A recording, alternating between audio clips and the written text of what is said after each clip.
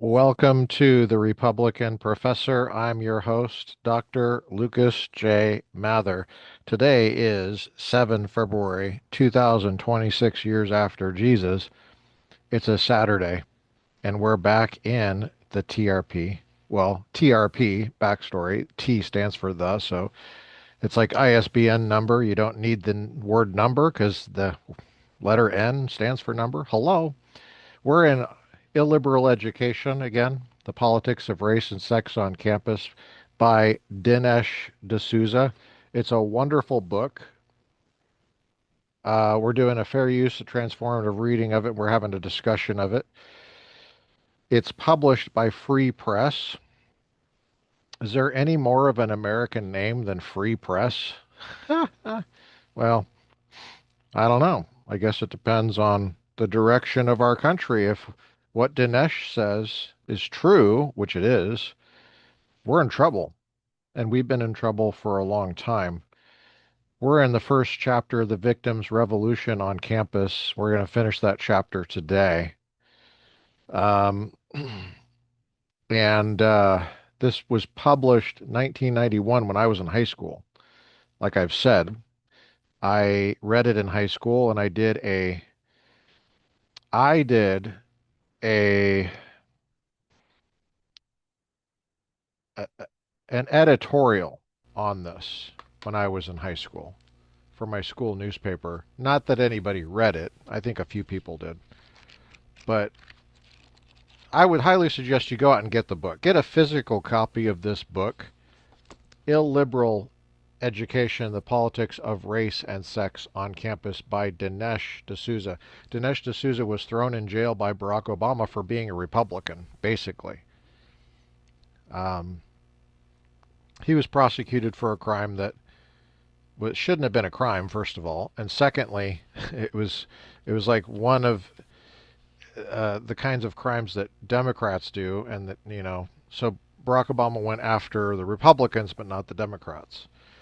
So basically, it's fair to say he was prosecuted for being a Republican, and it was like one of those gift crimes or something. It was a matter of how many dollars you can gift or something, and it was a bunch of bullcrap, basically. Um, but he got pardoned by President Trump, which is great. We'd like to thank President Trump for doing that. We're on page 13 at the top, The Victim's Revolution on Campus. The next chapter, see what we have to look forward to here, is called More Equal Than Others. This whole book is excellent. The subtitle of the second chapter is called Admissions Policy at Berkeley. And he just goes through, man, and he just documents the bullcrap on the college campuses at taxpayer expense.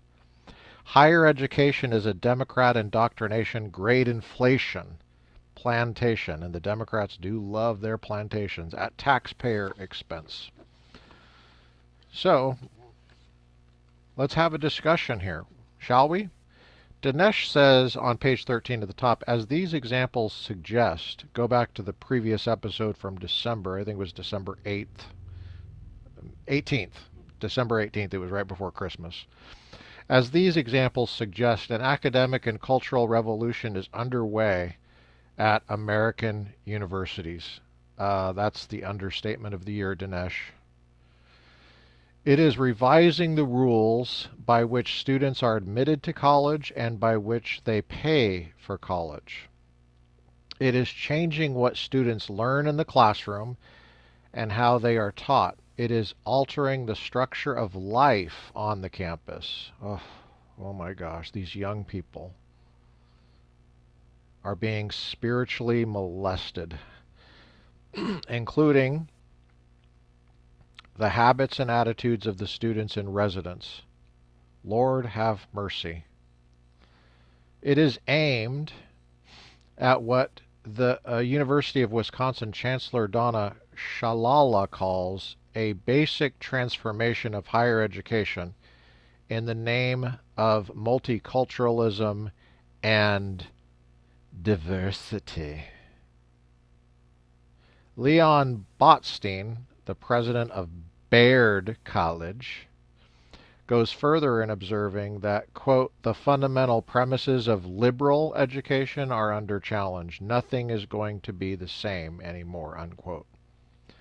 This revolution is conducted in the name of those who suffer from the effects of Western colonialism in the Third World, as well as race and gender discrimination in America.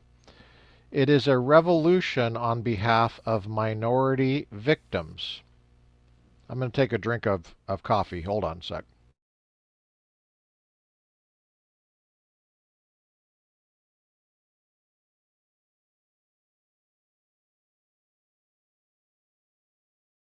I'm back. You there? Victims. Its mission is to put an end to bigoted attitudes which permit perceived social injustice to continue, to rectify past and present inequities, and to advance the interests of the previously disenfranchised.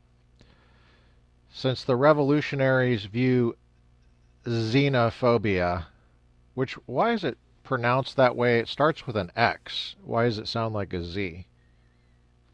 Someone explain that to me like I'm a really smart 5-year-old. Racism, sexism, and other prejudices to be endemic and culturally sanctioned, their project seeks a fundamental restructuring of American society. It involves basic changes in the way economic rewards are distributed, in the way cultural and political power are exercised, and also in privately held and publicly expressed opinions. The American University is the birthplace and testing ground for this enterprise in social transformation. There are 2 reasons why such changes are worthy of close and careful examination. The first is that universities are facing questions that will soon confront the rest of the country. Man. Hello, gentlemen. Sorry about that.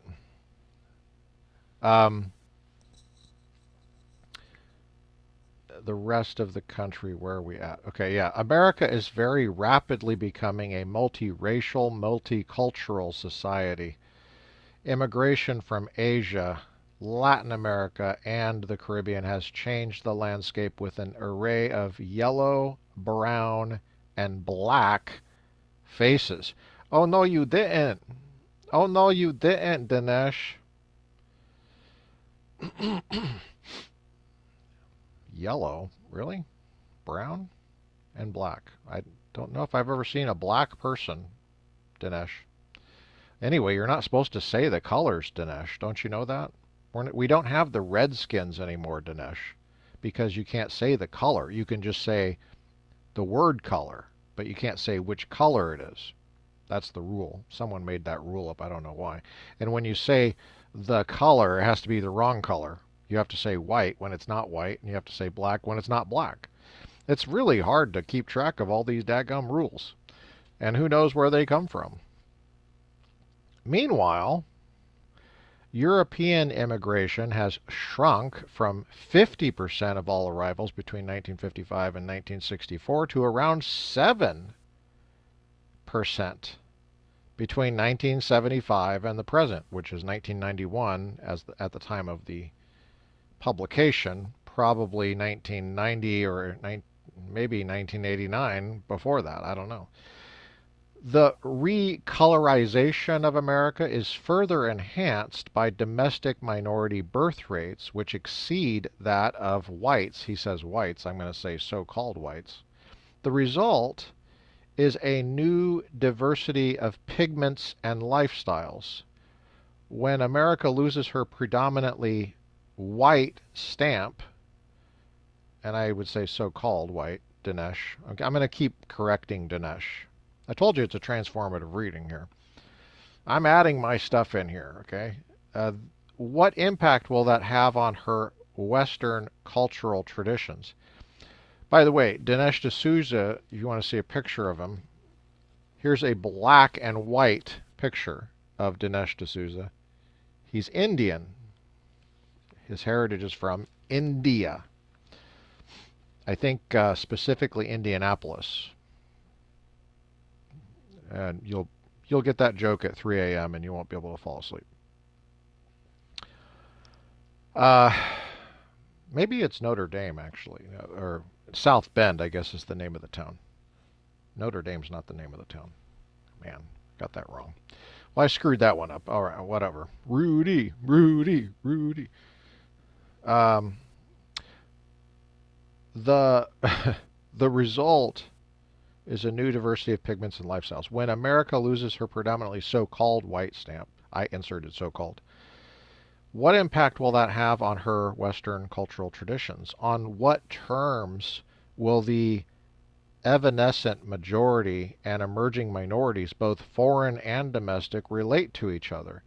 How should society cope with the agenda of increasingly powerful minority groups which claim to speak for so-called blacks, Hispanics, I guess I could say so-called women, because it seems like Democrats pretend like they don't know what women are anymore, which is really disturbing to me. Should be disturbing to them too. It probably is. They won't admit it. And homosexuals. So what are those groups again? So-called blacks, Hispanics, women. You mean there's such a thing as women? There's such a group that can be identified? Interesting. And homosexuals. These challenges are currently being faced by the leadership of institutions of higher education. Page 14 at the top. We're interacting with, again, illiberal education, the politics of race and sex on campus, by Dinesh D'Souza.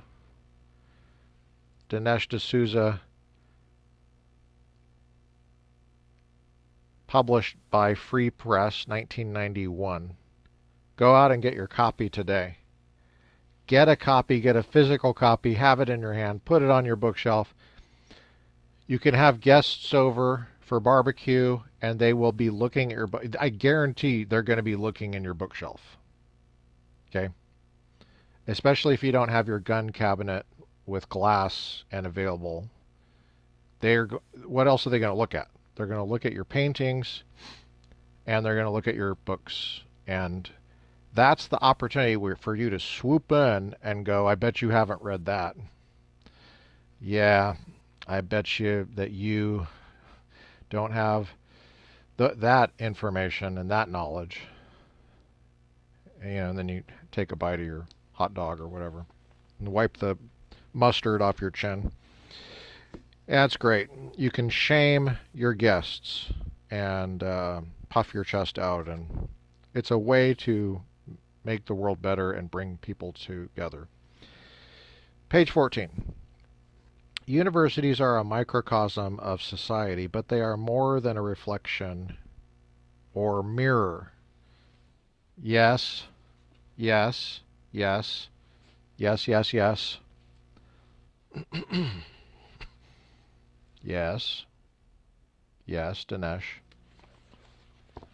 There's no pictures in this, by the way. I should probably tell you.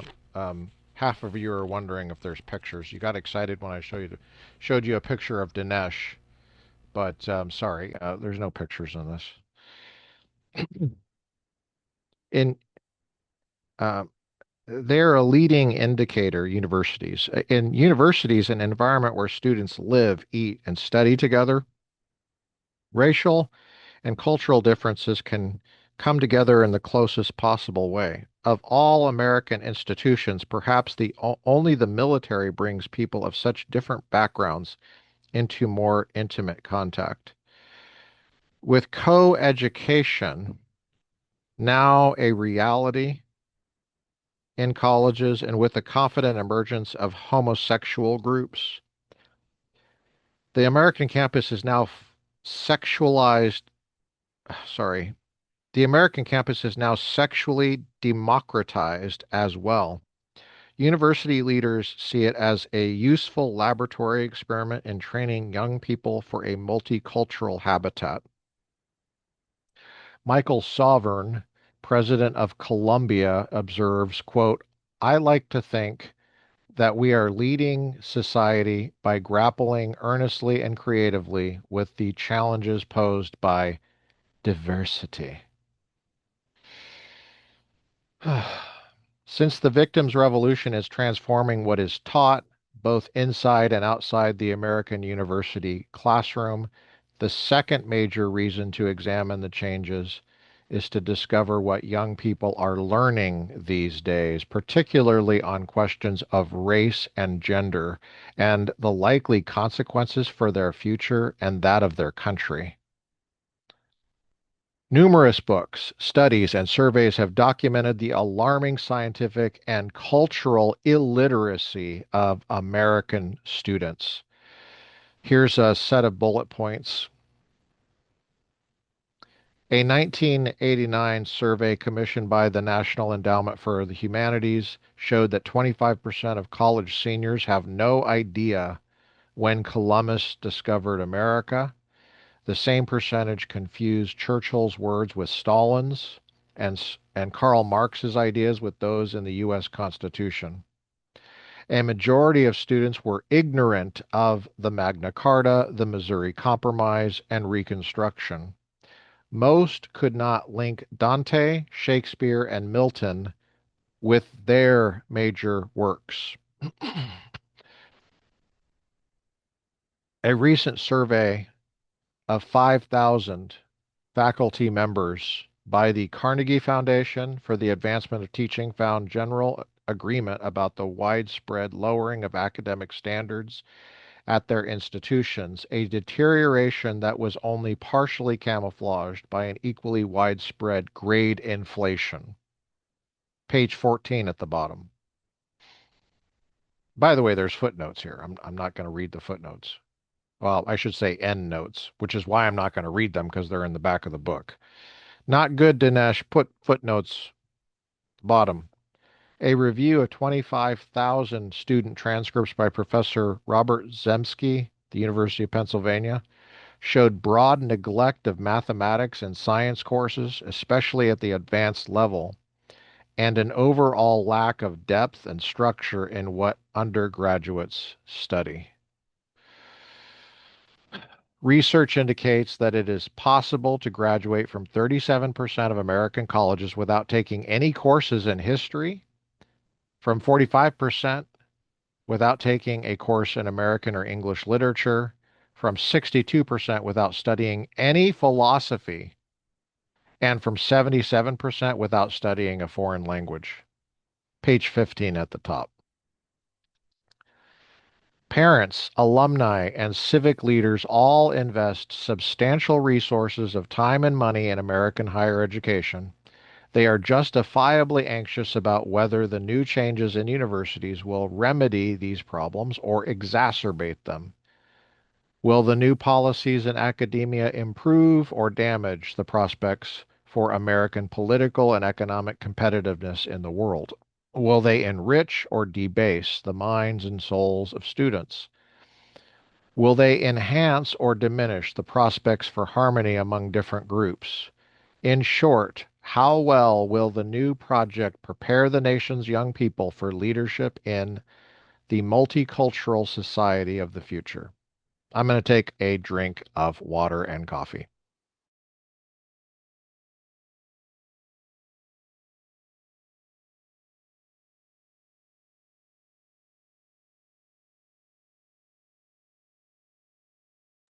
For those listening, I'm described right now by a deep purple tie, 100% silk, an off-white shirt with pink and purple checker stripes, very light so that you could barely see it, and then a dark gray jacket, teaching jacket. Just thought I would also mention that San Francisco is behind me. The reason I have this as my Zoom screen is because I want to constantly remind myself that I'm based in California and this is a mission for California to make California great again.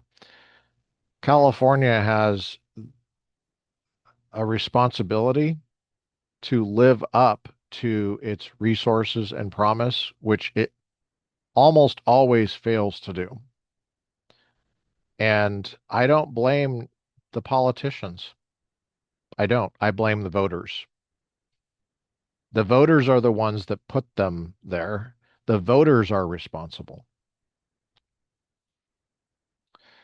Now, it doesn't mean that the politicians are off the hook, but ultimately the buck stops with the voters, and the voters are who I'm after here. We got to level you up. I'm not impressed. I'm not impressed. I spent 20 years in California campuses and classrooms. I'm not impressed at all. At all.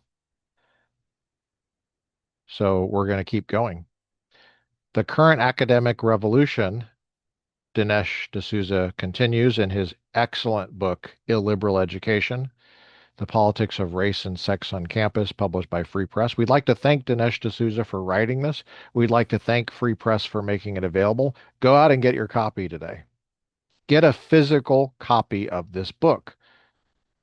Okay. We're in chapter 1, The Victims' Revolution on Campus. The current academic revolution is being conducted at the highest levels of the university establishment.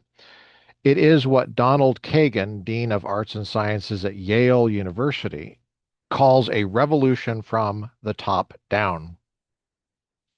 This fact distinguishes the contemporary period from the 1960s, when the student activists applied pressure to a reluctant and recalcitrant administration. Today's university officials are generally sympathetic and often actively engaged in the victims' revolution.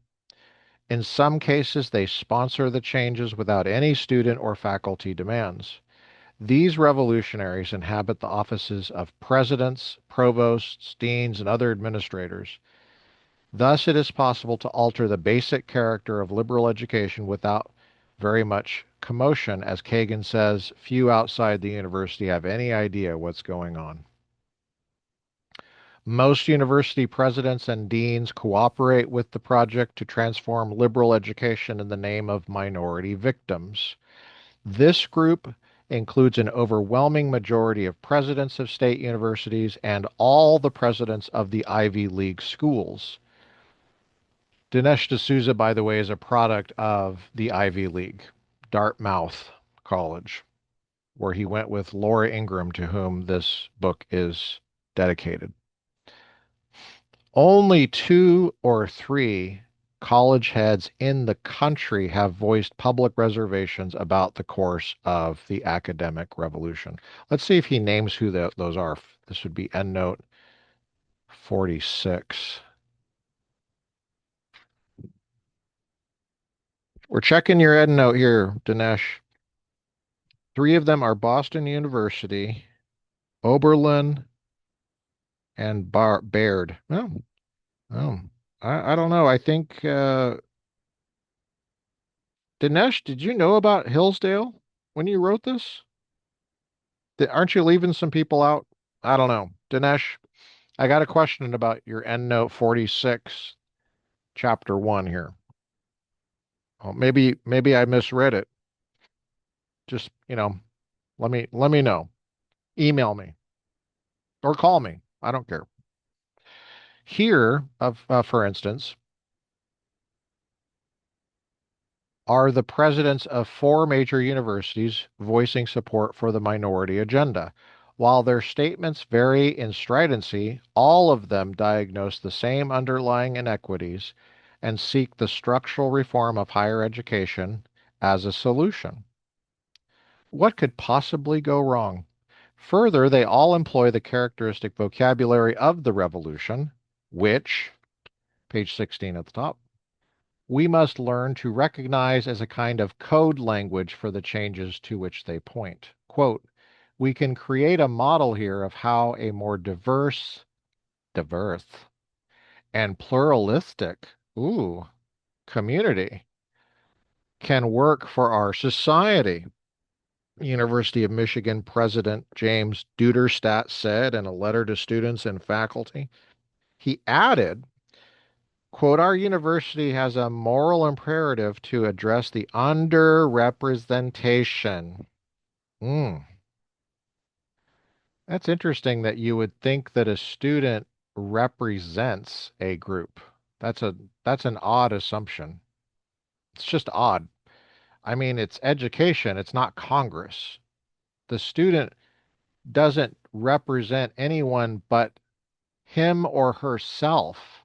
And even then, they are not representing themselves, they're presenting themselves for education, to be educated, to be disciplined in the arts and sciences of the mind. Hello? Hello? It's not Congress. No one elected these students to represent anyone, any group. Getting admitted to a university or college is not the same thing as running for Congress. You're not representing anyone. You're getting an education, whatever that means anymore. And probably no one knows what it means anymore. This is all at taxpayer expense too. These are basic category errors, category mistakes, you know? Is it just me? Underrepresented. Our university, this is a Duderstadt quote, University of Michigan. Our university has a moral imperative to address the underrepresentation of racial and ethnic groups. The insights and erudition of hitherto excluded groups can enrich our scholarly enterprise. Indeed, it seems, so this is why I can see through this bullcrap. The enrichment of scholarship is completely at odds with great inflation. The Great Inflation Project is all over this. It has nothing to do with scholarly excellence at all.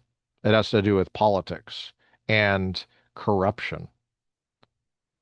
Indeed, it seems apparent that we cannot sustain the distinction of our university in a pluralistic world. That is our future without the diversity that sustains excellence. So if you're representing groups, if that's your primary function, James Duderstadt, president of University of Michigan, which group do you represent? Just asking.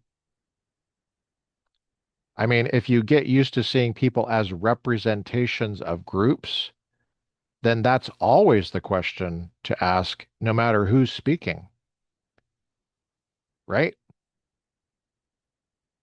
And you begin to see people as groups instead of as people. How am I supposed to evaluate a paper for a grade as a professor? I'm evaluating an exam. If I think of this individual and my job is not to help the individual take responsibility for poor work, which improves their character if they do take responsibility. If am complicit in teaching them they don't have to take responsibility, I've just made that person that much worse. And I've impacted society because that person's going to go out try to get a job and they're going to screw it up. They're going to be a total headache. So if I see this individual submitting this exam merely as like a representative in Congress for a group, how am I supposed to grade the exam? Am I saying the group did this exam? What are you even talking about? What I see on the exam is a name of an individual. I see the handwriting of that individual. I see that individual or I don't see that individual sleeping in class. And maybe I see them in their pajamas and they're not taking notes. Where's the accountability? And how, why am I supposed to think that a group is sleeping in class when it's an individual? There's so many problems with this. And the thing is that these problems they come about because of false premises that are believed and no one questions them. It's so weird. It's sad. And it's a self-perpetuating cycle because you have to think critically in order to even come up with what I'm talking about. And if you don't have those skills, you'll never come up with what I'm talking about. And so it gets worse and worse. You're creating a bunch of bullcrap that just perpetuates itself. Stanford University president Donald Kennedy told the Academic Council in May 1989, we're on page 16, that we accept the basic design of the multicultural community and commit ourselves to the encouragement and preservation of these minority groups. There's again the idea of a group. You're not really interacting with groups. You're interacting with individuals. And you're harming the individuals. We confirm that many minority issues and concerns are not the special pleadings of interest groups, uh, but are Stanford issues, ones that engage all of us. This is just a bunch of bullcrap.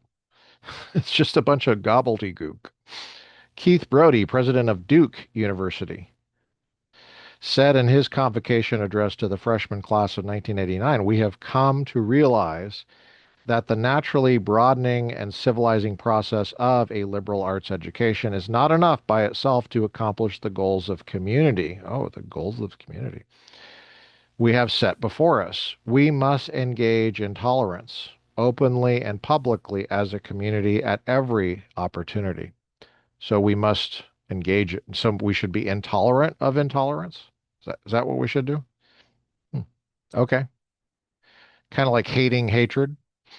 No one understands how this is supposed to work, but okay. Donna Shalala at the University of Wisconsin remarked, I would plead guilty to both racism and sexism. The university is institutionally racist. Well, if she pleads guilty to this, so there's a plea deal, what's her punishment? She's pleading guilty because no one's prosecuting her. And I mean, why is she still in her position if she's pleading guilty? These people have no accountability at all. American society is racist and sexist. Covert racism is just as bad today as overt racism. So, in other words, this is a racism that you say you're guilty of, but then nothing actually happens because everybody is guilty, and so therefore we just keep going on. Is that what it is? It's kind of like saying you're a murderer, but everybody's a murderer, so it's okay, and I'm going to just keep getting paid. You see the bullcrap? It's just a bunch of bullcrap. Covert racism is just as bad today as overt racism was 30 years ago. In the 1960s, we were frustrated about all this. We were, but now we are in a position to do something about it. We are. A bunch of systematically racist people are going to do something about it. Really? How's that work? So the Klan is in charge, but the Klan's going to do something about it. I see. Oh, no, no. Please continue. I'm listening. I'm taking notes.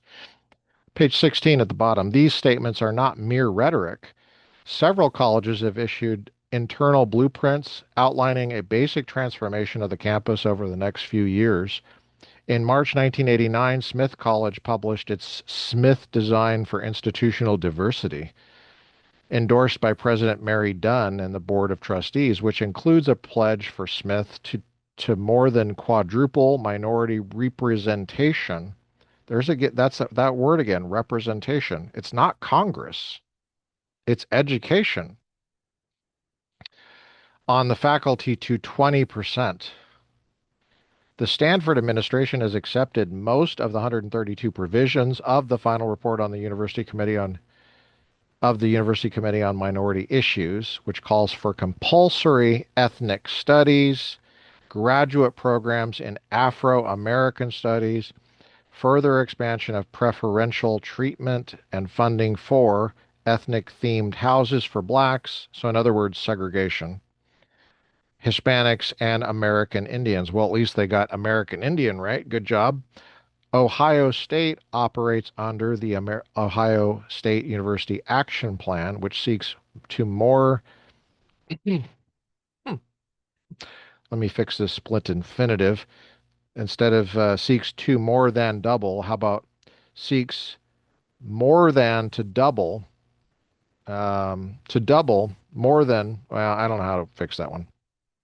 Seeks to more than double minority student and faculty recruitment by 1994, regardless of the available pool of qualified applicants. Yeah, well, why would you have to worry about that? The University of Wisconsin has issued the Madison Plan, initiated by the chancellor and now official policy, which includes a timetable for special scholarships for minority students, a minority cultural center, an ethnic studies requirement, sensitivity education in race and gender, and the hiring of at least 70 minority faculty in 3 years, page 17 at the top. These are all Democrats, by the way. They love their grade inflation. The University of Michigan in early 1990 issued its Michigan Mandate, claiming credit for hiring 76 minority faculty through affirmative action efforts in 2 years, for multiplying Black and Hispanic scholarship, I'd say so-called Black and Hispanic scholarship and fellowships, for establishing a multi-million-dollar Afro-American Studies Center. And I think that's mainly for people like, for example, the founder of Tesla, who's African American. His name is Elon Musk. And for allocating 27 million for various minority related programs. Other colleges such as Arizona State, Berkeley, Columbia, Cornell, Florida State, Harvard, Miami University of Ohio, Penn State, Princeton, Rutgers, the State University of New York at Albany, Stockton State, never heard of it, Temple, Tufts, Vassar, Wayne State, University of Arizona, UCLA, University of Massachusetts at Amherst, University of North Carolina at Chapel Hill, the University of Pennsylvania have announced ambitious projects to rearrange admissions and curricular requirements to foster such values as tolerance and diversity. Over the past few years, presidents and deans on most campuses have assembled forces to set their agenda for multiculturalism or pluralism and have then incorporated several of their recommendations into official policy. Diversity, tolerance, multiculturalism, pluralism. These phrases are perennially on the lips of university administrators. They are the principles. Are they principles? And slogans. They're definitely slogans of the victims' revolution. Page 17. Among university professors, there are many qualms about the academic revolution underway because it challenges traditional norms of scholarship and debate. But these doubts are dissipating with time as the composition of the body of American faculty rapidly changes. This is 1991, this was published. Older, traditionally liberal professors are retiring and making way for a new generation weaned on the assorted ideologies of the late 1960s. The civil rights movement, so-called civil rights movement, the protest movement against U.S. involvement in Vietnam, the burgeoning causes of feminism and homosexual rights. He says the word gay. I don't think he means gay. Gay means happy. And I mean, nobody doubts that happy people have rights, right? Don't you think? Many of these scholars in the humanities and social sciences have now invested their energies in what sociologist David Reisman of Harvard University calls domestic liberation movements. In fact, at a recent conference on liberal education, the New York Times found the young academics in agreement that just about everything is an expression of race, class, or gender. What could possibly go wrong? Speaking with the liberal frankness of these newly ascendant activists, page 18 at the top, black scholar, so-called scholar, Henry Louis Gates of Duke University remarks, quote, ours was the generation that took over buildings in the late 1960s and demanded the creation of black and women's studies programs. That's back when they didn't pretend they didn't know what a woman was. And now, like the return of the repressed, we have come back to challenge the traditional curriculum, unquote. Middlebury English professor J. Perini writes, quote, after the Vietnam War, a lot of us didn't just crawl back into our library cubicles, we stepped into academic positions. With the war over, our visibility was lost, and it seemed for a while to the unobservant that we had disappeared. Now we have tenure, and the work of reshaping the universities has begun in earnest. Unquote. Annette Collody, I don't know how to say that last name, Collodini, I don't know how to say it, Kolodny, Dean of Humanities at the University of Arizona, says that she was ideologically trained as a leader of the Berkeley protests of the 1960s. Quote, I see my scholarship as an extension of my political activism, she says, unquote. Okay.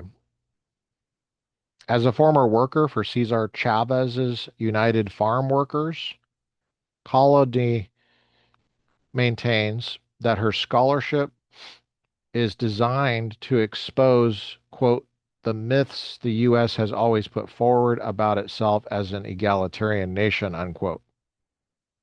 In fact, she argues the United States has, quote, taken this incredibly fertile continent and utterly destroyed it with ravaging hatred, unquote. Oh, man. Whew. These younger professors are now the bellwethers of the victims' revolution. Already their influence is dominant. Soon they will entirely displace the old guard. As it is, most of the senior humanities and social science faculty acquiesce in the changes and mildly protest only when the issue engages obvious faculty concerns such as intellectual freedom or the preservation of academic standards.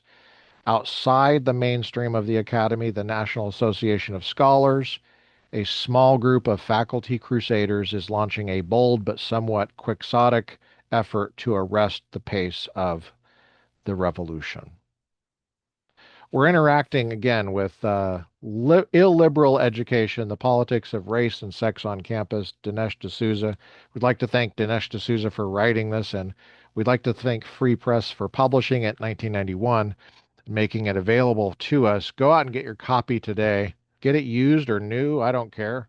Um, Follow along. Have it on your bookshelf. Make fun of your friends who don't have it and don't read it. Or neighbors, or fellow parishioners in church. However, whatever you do, you do you. Although it began in the humanities and social sciences, the reverberations of the revolution are now being felt in law schools. Oh my gosh. Dinesh, you're going to give me a heart attack. I'm going to take a drink of water.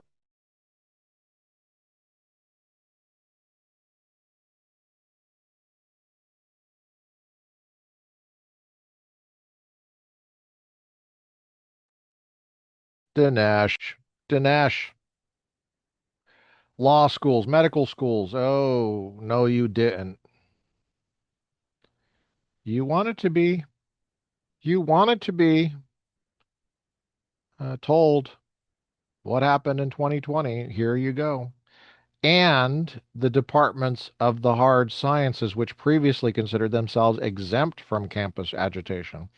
Many law school and medical school deans and faculty are already reconciled to routinely extending admissions to minority students who are academically less prepared than other applicants who are refused admission. Professor Bernard Davis of Harvard Medical School says that faculty face enormous pressure from the administration to pass Black and Hispanic students, so-called Black, even when they fail the same exam repeatedly. I saw this firsthand at the undergraduate level. For the first time, undergraduate and graduate professors in physics, chemistry, and biology are accused by minority activists of practicing, quote, white male science, unquote, and operating, quote, institutionally racist, unquote, departments because of the excellence demanded. You see how ironic this is? So the minorities can't do the excellence, so the standards are wrong. The standards have a race. It's not just people have a race. The standards for getting an A have a race. Jeez, what could possibly go wrong? What could possibly sounds like the Cultural Revolution in China, where they basically murdered 70 million people. What could possibly go wrong?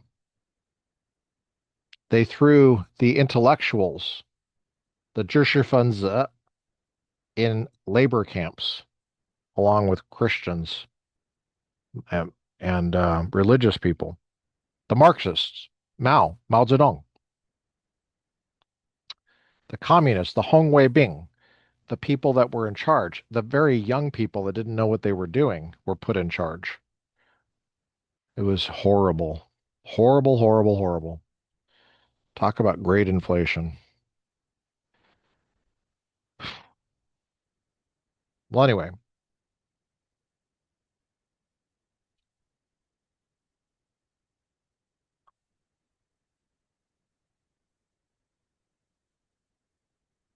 Hong Wei-bing is Red Guard, by the way. One of my professors had been Hong Wei-bing. And then other of my Chinese professors were Zhishi who had been persecuted by the Hong Wei-bing. Not good. Zhishi means intellectual. Let's keep going. Okay, I know you don't want to hear this crap. You don't want to hear it, but we're going to say it anyway. Hmm. While many continue to resist pressures for preferential minority hiring and the inclusion of minority and especially female perspectives in the hard sciences, page 19 at the top, they seem bewildered about and mute in responding to accusations of systematic and methodological racism and sexism. Consequently, with administrative and activist pressure, the victims' revolution is beginning its siege of the final bastion of, quote, pure scholarship, unquote. Many students are unable to recognize the scope of all the revolution because it is a force larger than themselves, acting upon them. Thus, they are like twigs carried by a fast current. They are well aware that something is going on around them, and they might even squirm and complain, but for the most part, students do not shape the rules that govern their academic and social lives in the university. Rather, those rules are intended to shape them. There are, on virtually every campus, organized alliances of minority, feminist, and homosexual students who generally form the youth core of the revolution, but they are not its prime movers. Their numbers are too small, and they have no power to make the fundamental decisions that change the basic structure and atmosphere of the university. Iconoclastic student newspapers at a number of universities mount spirited attacks on the revolution. Of the 50 or so publications, perhaps the most famous is the Dartmouth Review, spelled Dartmouth Review, at my own alma mater. As a former editor of the review, I witnessed firsthand engagement with the administration, although I had graduated long before the newspaper's most notorious showdowns, the 1986 sacking of the anti-apartheid shanties by conservative students on the Dartmouth Green. Saki, okay. And the bitter confrontation between review reporters and a so-called black music professor in 1988. While these recent episodes are not representative of the content of the review or other papers, they illustrate the temptations to which overzealous undergraduate activists sometimes succumb. No doubt some of these antics are sophomoric, but we must remember that they are largely carried out by sophomores.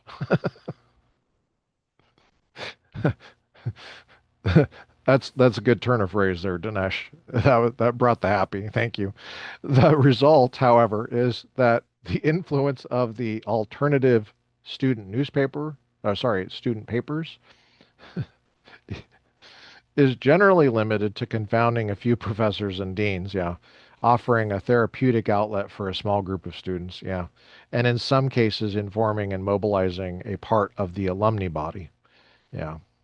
These undergraduate renegades are not powerful enough to stall the victims' revolution. Perhaps for this reason, some of their attacks are reflexive, ill-considered, unkind, and lacking in historical perspective. Sure. Thus, they become further symptoms. Yeah. Rather than the remedies for campus maladies. Mm. Much of the time, they serve as a kind of journalistic tripwire, kicking up issues larger than they are equipped to handle. I agree. I agree. That's well considered. Good job, Dinesh.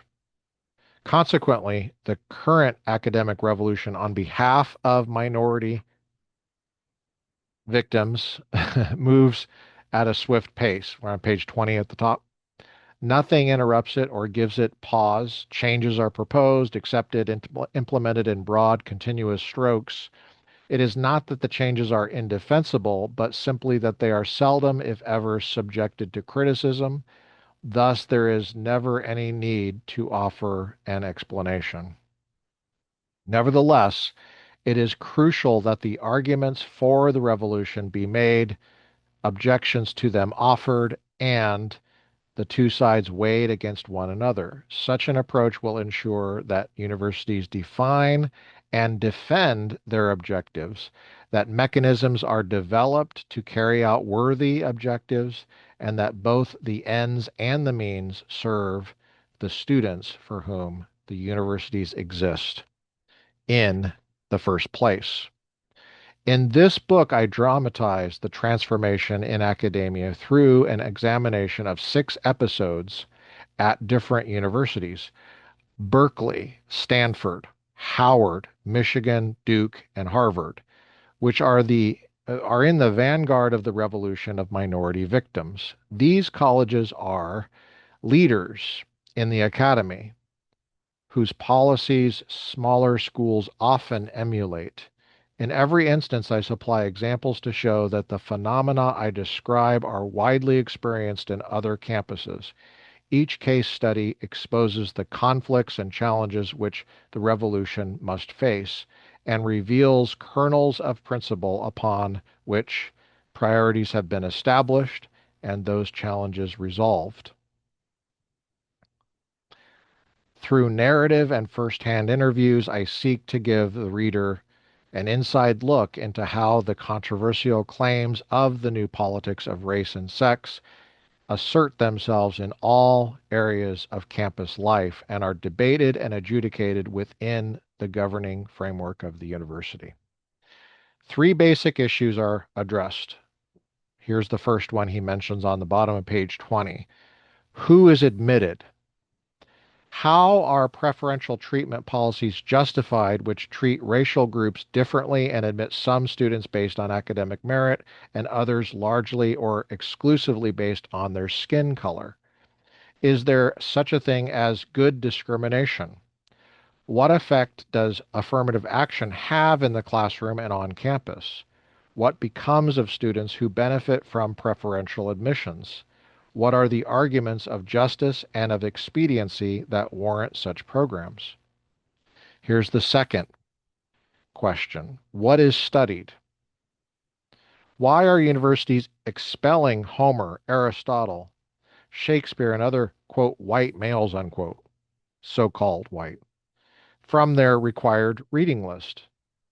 Is it true, page 21 at the top, that a study of non-Western and minority cultures will liberate students from ethnocentrism, racism, sexism, and homophobia? What are the merits of overtly ideological scholarship in African American studies and women's studies programs? What totems and taboos attending the teaching of sensitive material in race and gender scholarship? I screwed that one up. What totems and taboos attend the teaching of sensitive material in race and gender scholarship? What do students learn from the new curriculum that prepare them for life after college? That last one is a doozy, Dinesh. Page 21. Life on campus. Should universities promote integration or separatism? Why do minority students attack exclusivity yet seem to prefer segregated institutions for themselves? Should universities encourage or allow corresponding all white groups, so-called white? And if not, why?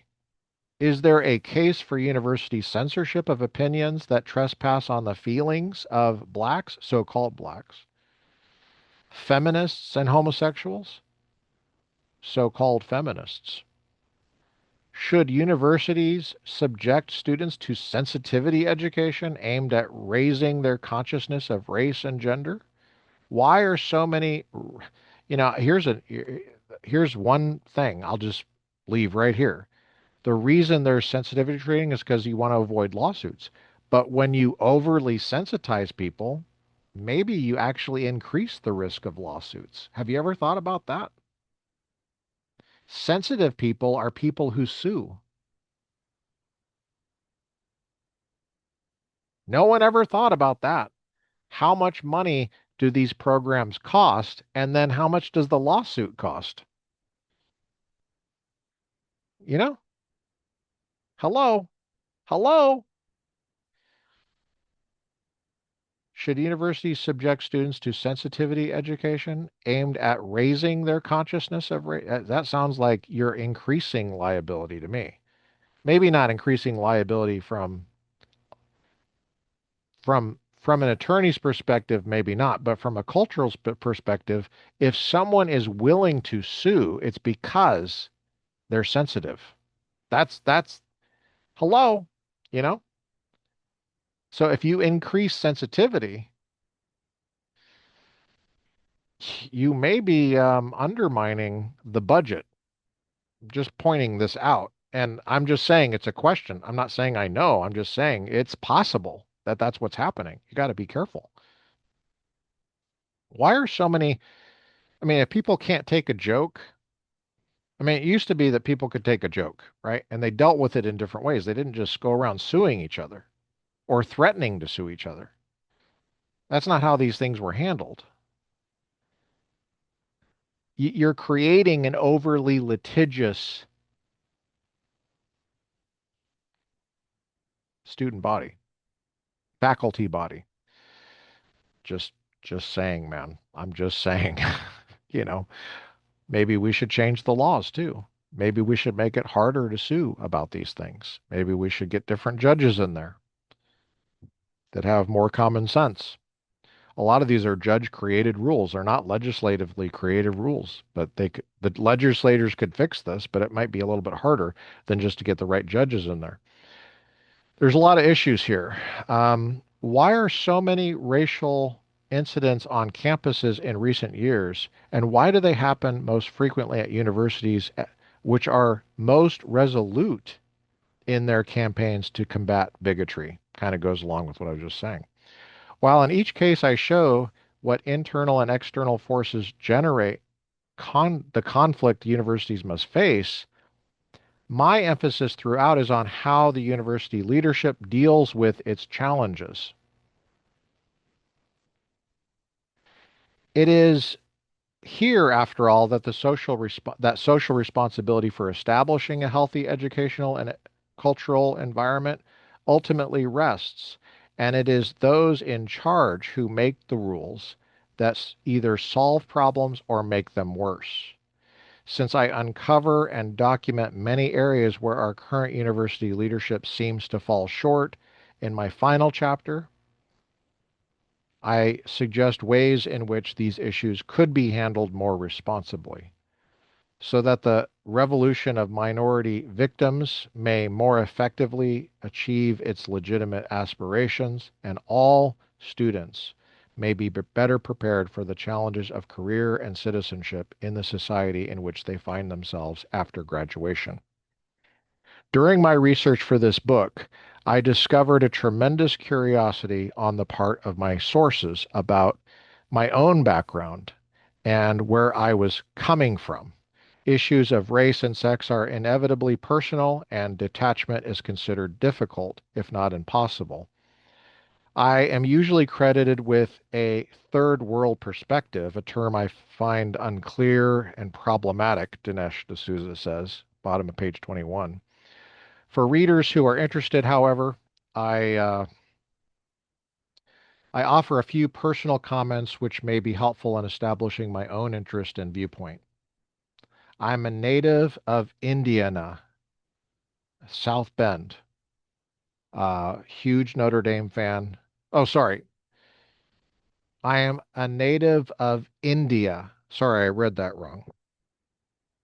Who came to the United States in 1978. India is a democratic country struggling to accommodate enormous religious, tribal, and cultural heterogeneity. From my childhood, I've experienced and wondered about this struggle, which is a subject of ongoing conversation and debate among Indians. America affords me a rare opportunity to examine questions of ethnocentricity, race, and gender, but from a unique cultural perspective on questions that are so close to our daily lives that engage us on both a conscious and subconscious level. I think that an element of critical distance may be helpful and illuminating. It makes possible observations that are more difficult to make when one is too close to or engulfed by an issue. Page 22. A personal anecdote that may clarify why I believe this is so.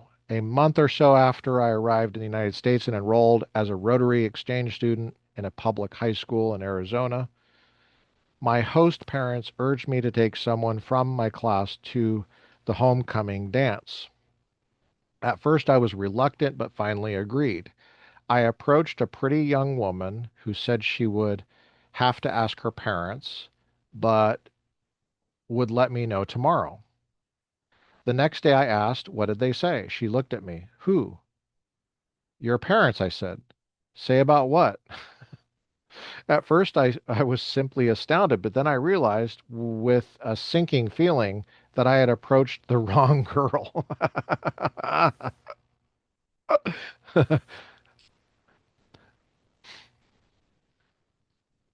It was only later that I realized what my problem was. Oh my gosh, that's so funny. I thought that all white women looked alike.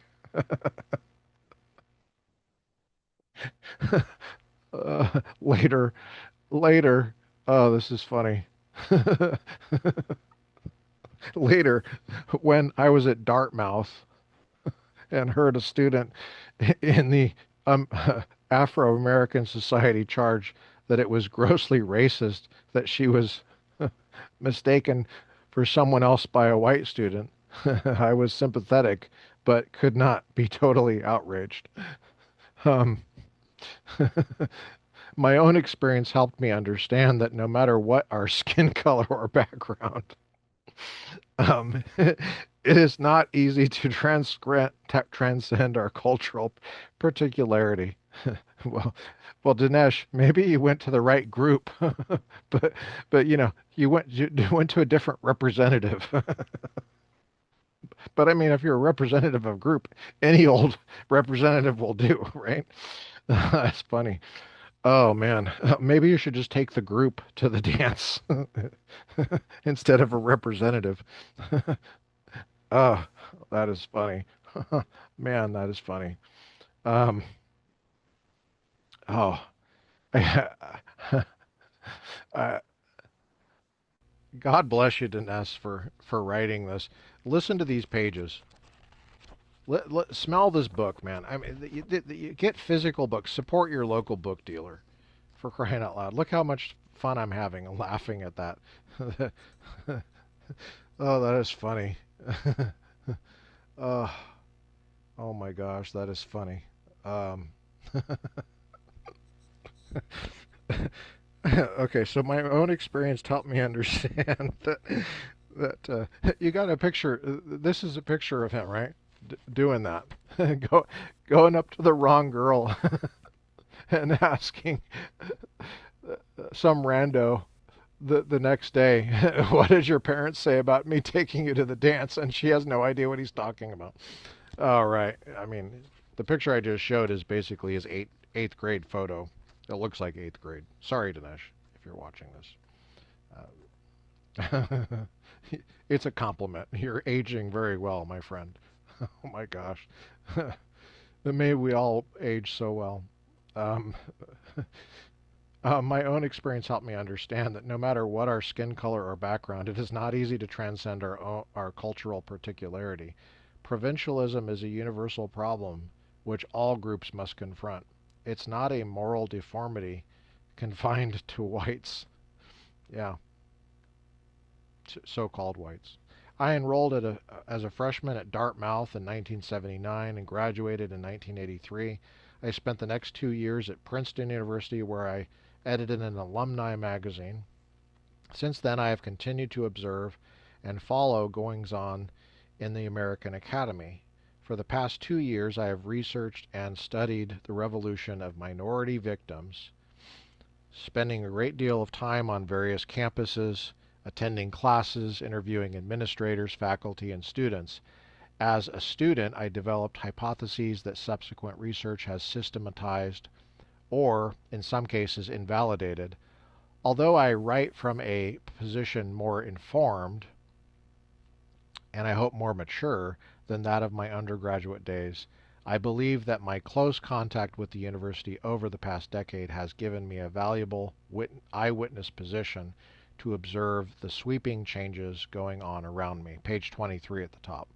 We're almost done with The Victims' Revolution on Campus, Chapter 1.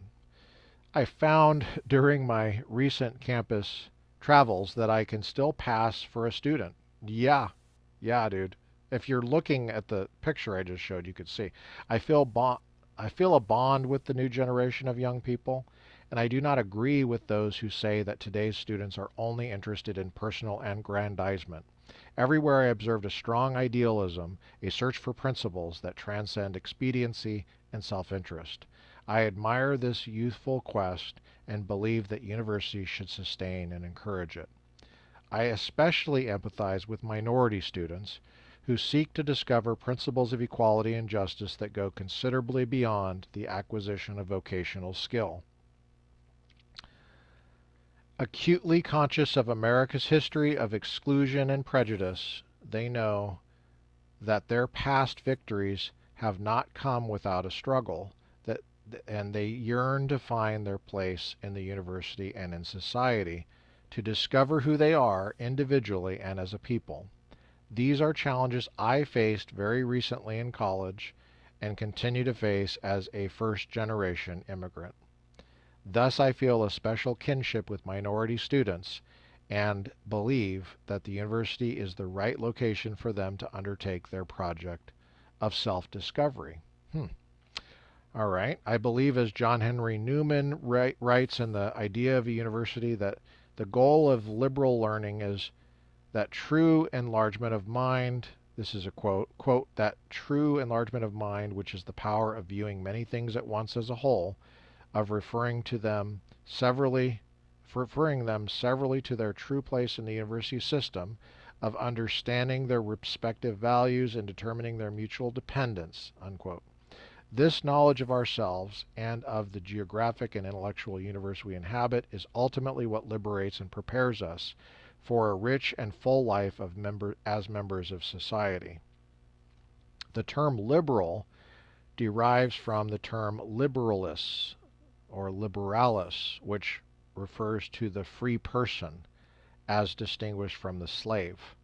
It is in liberal education, properly devised and understood, that minorities and indeed all students will find the means for their true and permanent emancipation. And we move to chapter 2, which is called More Equal Than Others, Mission Policy at Berkeley. We've been interacting with Illiberal Education, the Politics of Race and Sex on Campus by Dinesh D'Souza, published by Free Press, 1991. We'd like to thank Free Press for making this material available. We'd like to thank Dinesh D'Souza for writing it. I read it in high school when I was a student in 1991, read it and promptly wrote a high school editorial for Chatfield Charter, Chatfield High School in Jefferson County Public Schools in Colorado. Thanks for joining me on the Republican Professor Podcast. I've been your host, Dr. Lucas J. Mather. Today is Saturday, 7 February 2026, years after Jesus. Like I said, it's a Saturday. We'll catch you next time. God bless you guys.